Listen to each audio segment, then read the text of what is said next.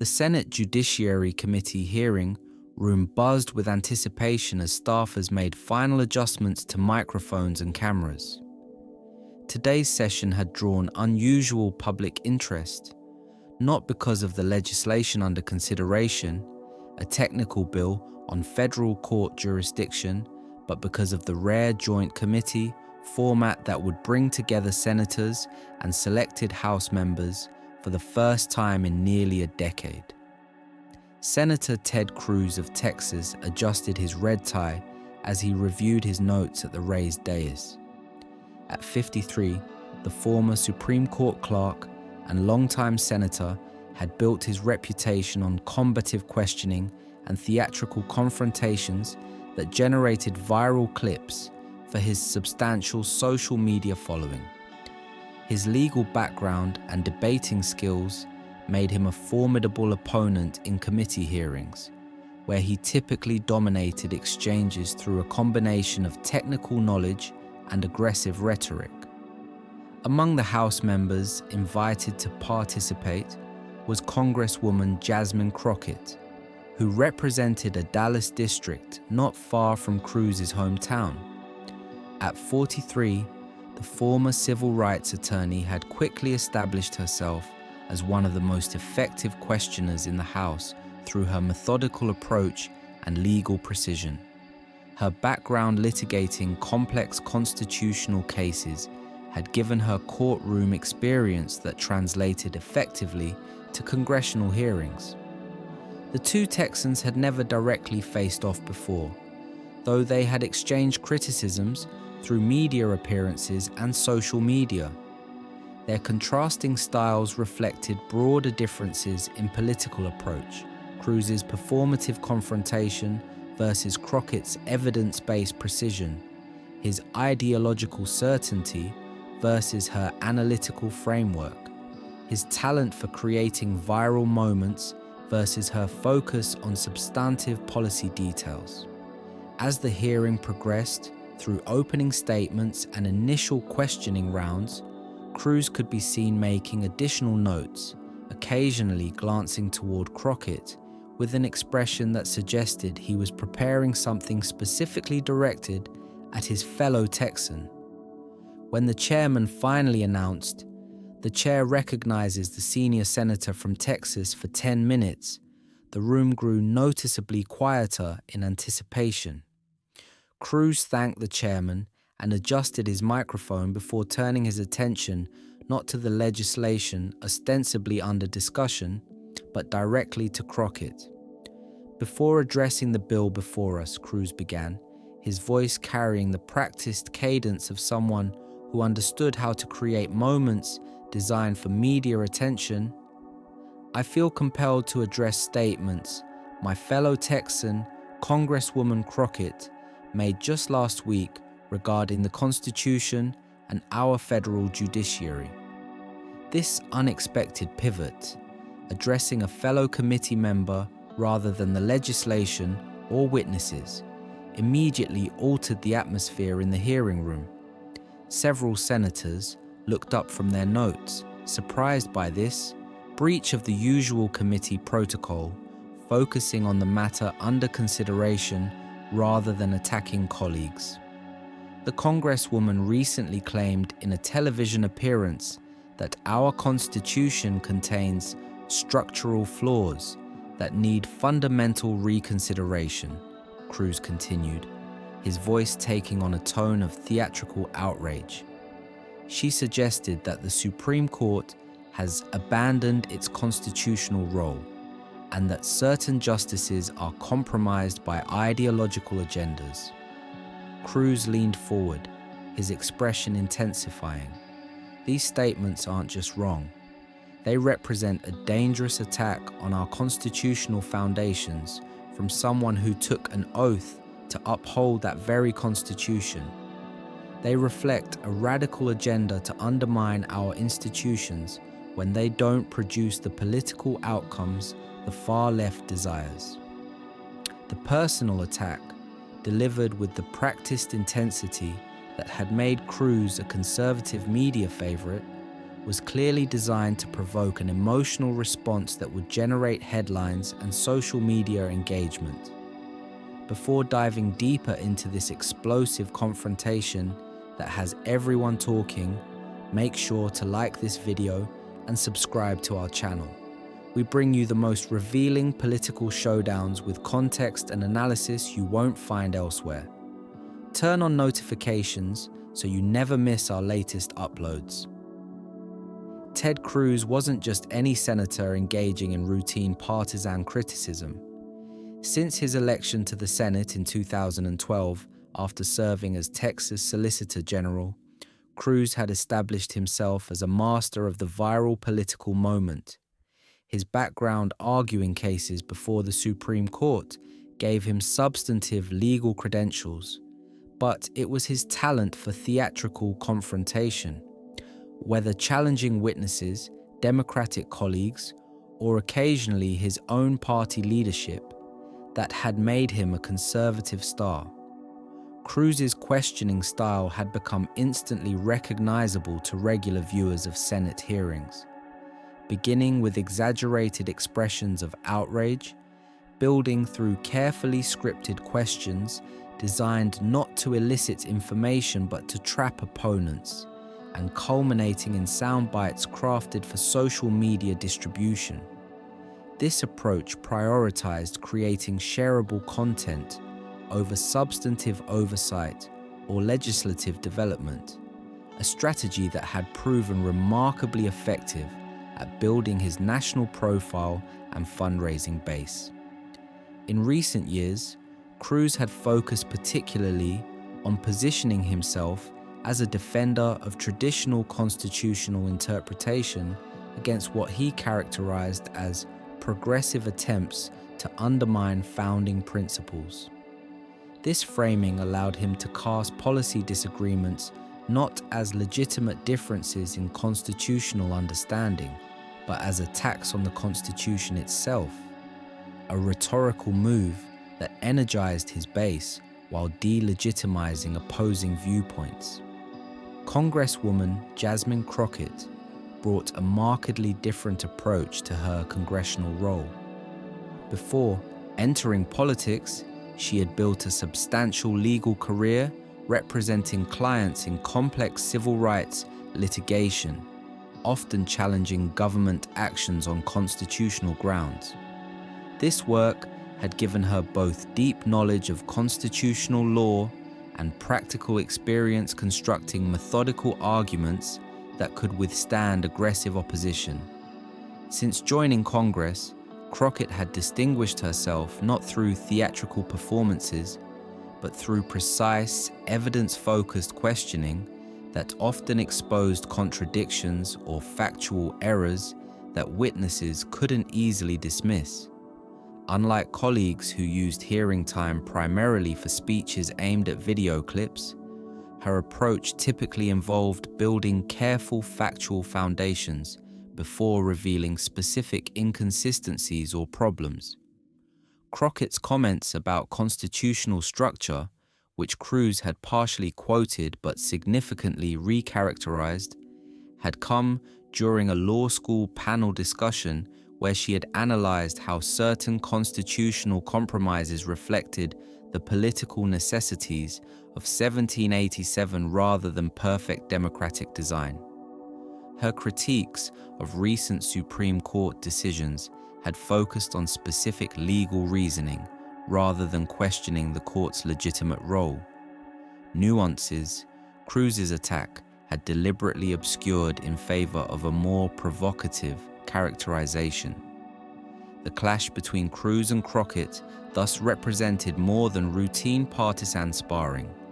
It was a confrontation between fundamentally different approaches to constitutional governance and political communication, ideological certainty versus analytical nuance, performative outrage versus substantive engagement, strategic provocation versus evidence-based examination. As Cruz's attack hung in the air, the hearing room fell silent with anticipation. The committee chairman looked uncomfortably toward Crockett, clearly uncertain whether to intervene in this unusual breach of protocol or allow her to respond.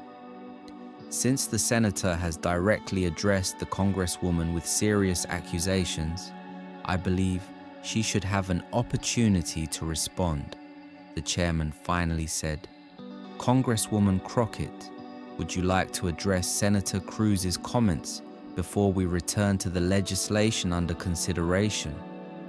All eyes in the chamber turned to Crockett, anticipating an angry reaction to Cruz's provocative characterization of her views. Would she respond with matching outrage? Would she become defensive about her previous statements? Or would she find another approach entirely?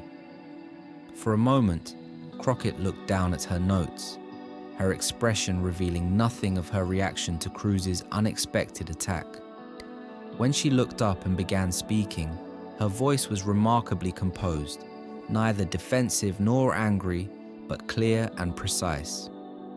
Thank you, Mr. Chairman, for the opportunity to respond, she began, and thank you, Senator Cruz, for bringing up constitutional interpretation, which is indeed relevant to the jurisdiction bill before us, though perhaps not in the way you've framed it. This initial redirect, connecting the constitutional issues Cruz had raised back to the actual legislation under consideration rather than engaging solely with his personal attack, immediately signaled a different approach than the emotional response Cruz had clearly been trying to provoke. Since Senator Cruz has raised questions about my views on the Constitution, I believe it would be helpful to clarify what I actually said rather than respond to characterizations, Crockett continued, her tone remaining professional. During a panel at the University of Texas Law School last week, I discussed how certain constitutional provisions reflected specific historical compromises rather than perfect democratic design, a view expressed by James Madison himself in his notes from the Constitutional Convention. She turned briefly to her materials. Madison wrote on June 30th, 1787, that aspects of the constitutional structure were evidently the result of compromise between the northern and southern states, rather than ideal democratic principles. Analyzing these historical compromises isn't attacking the Constitution, it's understanding its actual development, something I would expect a constitutional scholar like Senator Cruz to appreciate. The correction, delivered without matching Cruz's confrontational tone, but with specific historical citation, established that Cruz had significantly mischaracterized her academic analysis as a radical attack. Several committee members visibly reacted to this effective reframing, which had shifted the conversation from Cruz's provocative characterization to the actual substance of constitutional history. Regarding my comments about the Supreme Court, I did indeed express concerns about specific recent decisions where the legal reasoning appeared inconsistent with established precedent, Crockett continued. But analyzing judicial reasoning isn't questioning the court's legitimate role. It's engaging with that role seriously, as lawyers and legislators are obligated to do. She maintained perfect eye contact with Cruz as she continued.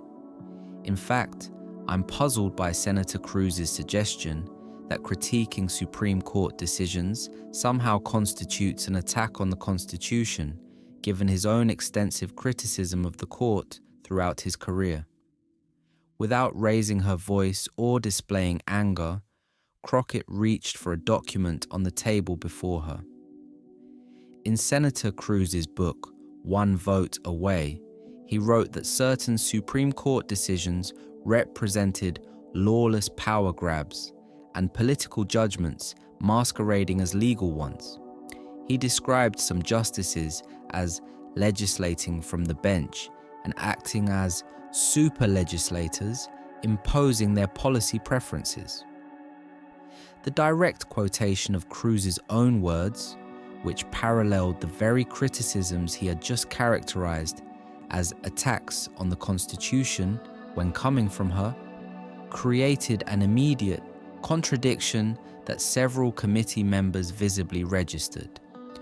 Rather than responding with matching outrage or defensive justification, Crockett had calmly presented evidence that exposed the double standard in Cruz's attack. Senator Cruz also stated on the Senate floor in 2015 that the court had engaged in imperial overreach and had become fundamentally undemocratic. She continued, citing specific dates and contexts for each quotation. He called for constitutional amendments to override certain decisions and suggested that some justices had engaged in radical departures from constitutional text and tradition. With each specific citation, the contradiction between Cruz's attack on her and his own record became increasingly apparent. Yet Crockett's tone remained conversational rather than accusatory, simply establishing factual inconsistency rather than attacking Cruz's character or motives. I raise these points not to criticize Senator Cruz's right to express these views, which I fully support even when I disagree with them, she said. I raise them because they demonstrate an important principle. Vigorously debating judicial interpretations and constitutional structures is not an attack on our system, but an essential engagement with it. The reframing was masterful, transforming Cruz's attempt to position her as attacking the Constitution into a broader point about the essential role of critical analysis in constitutional democracy, while simultaneously revealing that by his own standard, Cruz himself would be guilty of the very offense he accused her of committing. Our constitutional system was specifically designed to incorporate ongoing debate about its application and interpretation, Crockett continued. The framers themselves disagreed profoundly about constitutional meaning from the moment the ink was dry on the document. Madison opposed Hamilton's banking bill as unconstitutional. Jefferson and Adams had fundamentally different views of constitutional powers. This historical context further undermined Cruz's attempt to position constitutional critique as somehow inherently illegitimate. Without directly attacking Cruz or matching his confrontational tone, Crockett had effectively exposed both the mischaracterization of her views and the contradiction with his own record. So, while I appreciate Senator Cruz's apparent concern for our constitutional system, I would suggest that casting good faith constitutional analysis as dangerous attacks when expressed by those you disagree with, while engaging in similar critique yourself, doesn't strengthen our institutions. It undermines the thoughtful engagement our system requires. The response, substantive, specific, and focused on the contradiction in Cruz's position rather than personal attack, had completely inverted the dynamic Cruz had attempted to establish. Instead of Crockett defending herself against accusations of attacking the Constitution, Cruz now faced questions about his selective application of standards and apparent double standard in constitutional criticism. For a moment, the hearing room fell completely silent as the impact of Crockett's response registered with the audience and committee members. Cruz's expression tightened almost imperceptibly, the only visible indication that he recognized his tactical error in attacking a colleague who had come prepared with his own words that contradicted his position. After several seconds, Cruz attempted to recover. The Congresswoman's selective quotations don't capture the context of my criticisms, which were focused on specific legal reasoning rather than questioning the court's legitimate role, he said, his voice lacking some of its earlier confidence. I completely agree that context matters, Crockett replied smoothly. That's precisely why I found your characterization of my law school panel, comments without their academic and historical context, so concerning. I'm glad we share the view that criticizing specific legal reasoning isn't the same as attacking constitutional institutions. The redirect was devastating in its simplicity, using Cruz's own defense to reinforce her original point that he had mischaracterized her positions by stripping them of context. Without accusation or matching his confrontational tone, she had maneuvered him into effectively conceding her central argument about the distinction between analyzing constitutional development and attacking constitutional legitimacy. The larger point here, Crockett continued, is that our constitutional system benefits from robust, good faith debate about its principles and applications. Attempting to delegitimize such debate by characterizing substantive disagreements as attacks on the system itself doesn't serve the thoughtful constitutional engagement our democracy requires. By elevating the exchange from personal attack to a substantive discussion of constitutional dialogue, Crockett had not only defended herself effectively, but transformed the entire frame of the conversation. What Cruz had intended as a viral moment of accusation had become instead a thoughtful exploration of how constitutional democracy accommodates and indeed requires ongoing critical analysis. The chairman, recognizing both the unexpected turn the exchange had taken and the need to return to the legislation actually under consideration, intervened. I think we should return to the federal jurisdiction bill before us, he said. Senator Cruz, you have 4 minutes remaining in your question period.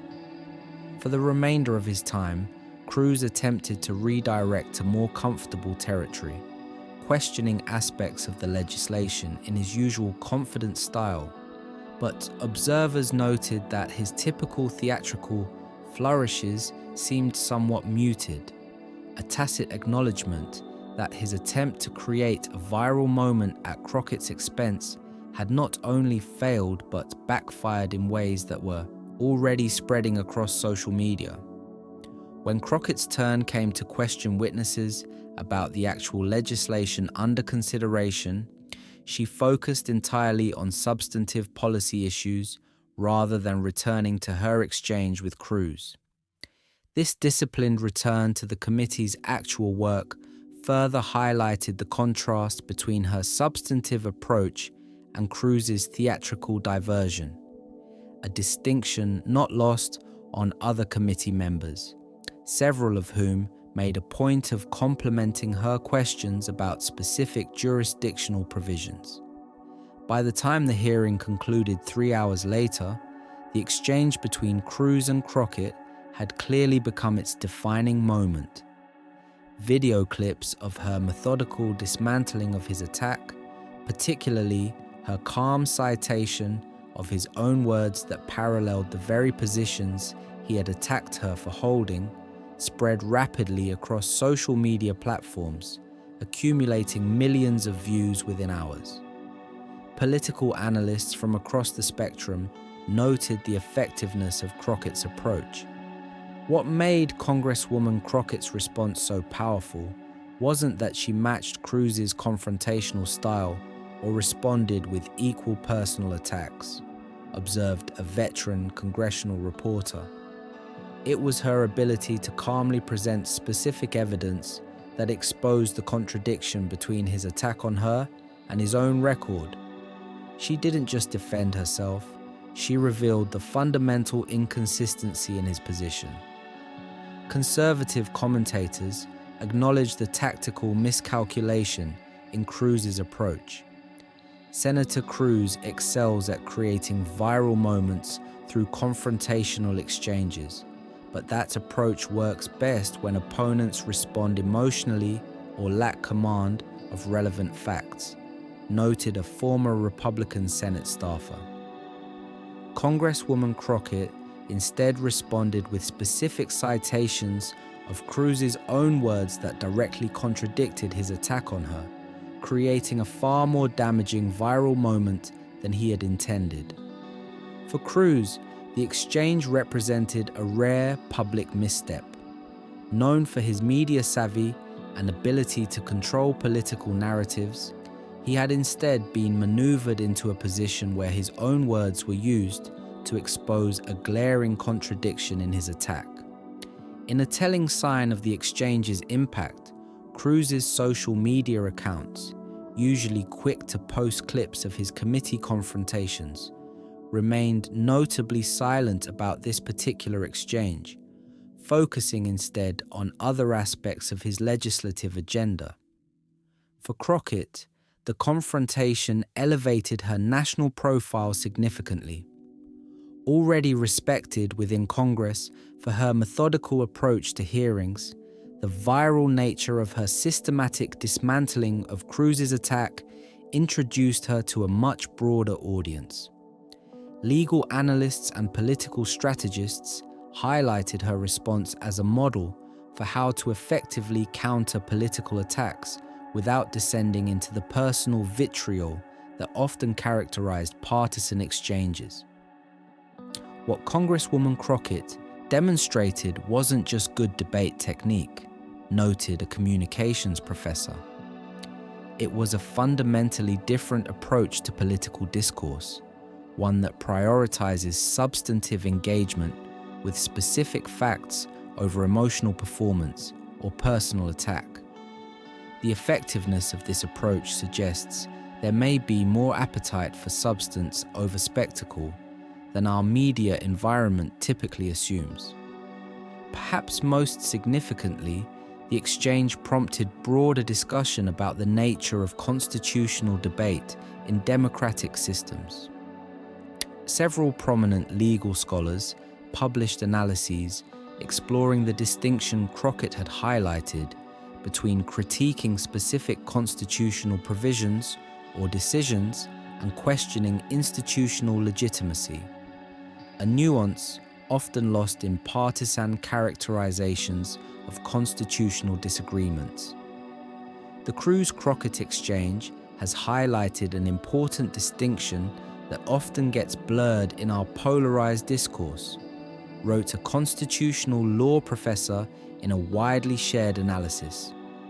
Our constitutional tradition has always included vigorous debate about interpretation, application, and even amendment. Attempting to delegitimize such debate by casting it as an attack on the system itself represents a greater threat to healthy democratic functioning than the criticism itself. For political observers across the spectrum, the confrontation between Cruz and Crockett represented something larger than a single hearing moment. It demonstrated how prepared, evidence-based responses could effectively counter even the most practiced techniques of political attack. Cruz's approach, combining moral indignation with attempts to delegitimize opposing perspectives, had been systematically dismantled by Crockett's calm citation of his own contradictory statements.